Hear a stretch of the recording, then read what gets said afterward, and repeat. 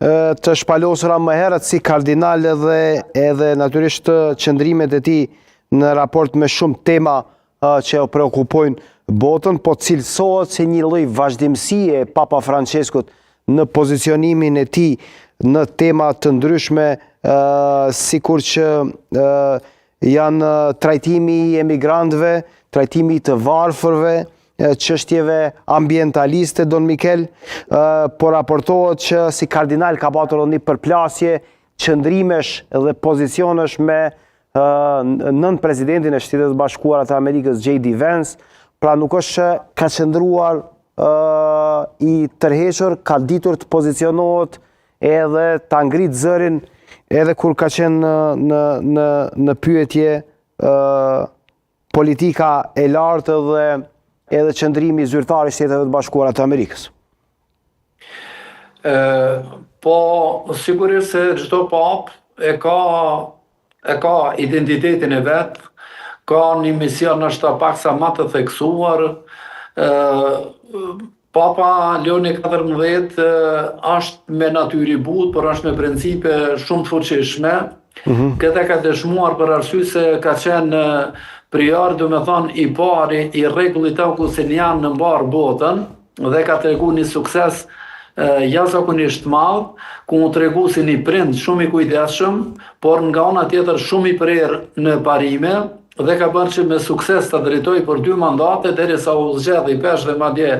kardinal ta drejtoi rregullin augustinian në nivelin botror. Kjo na bën të kuptojmë se vërtet ky njeri në rend parë ka tregu se ka një zemër dhe thirrja e tij është një sinonim i tij, kthimi në zemër, dhe aty do takojmë të gjithë, do takojmë si njerëz, do takojmë edhe në emër të Zotit, se do ta dëgjojmë atë zërin e Zotit. Dhe kur është, domethënë kur jemi këtu, ai është i ditur se është i paluhatshëm qëndrime. Nuk do të thoja se ka pas ndonjë përplasje apo konfrontim, se konfrontim qëndrime, kështu, po. Mund të themi se në aspektin filozofik janë afër, se edhe Vance ka doktoruar mbi Shën Augustinin, rregullat të cilit i ka shërby ky, dhe ai bëri në fakt që ndryshoi shumë parime të jetës, vizione, edhe nën kryetari amerikan duke studiuar filozofinë e Shën Augustinit, mund të kenë qenë, të më thonë edhe këto mos pajtimet, që ndoshta ka dhe hullësi tjera, cilat ne nuk i njohim, por gjithsesi unë mendoj se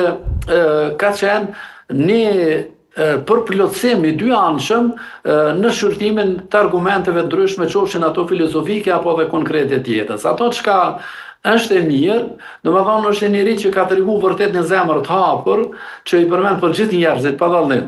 Dhe sidomos se ka një ndjesi më të veçantë për ato shoqëri, për ata njerëz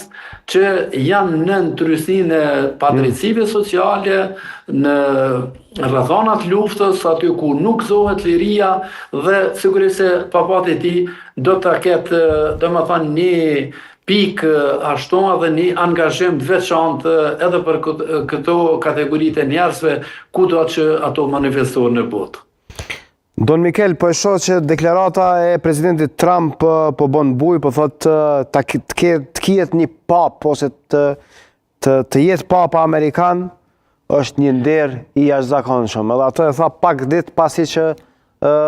media tjetër në Amerikë e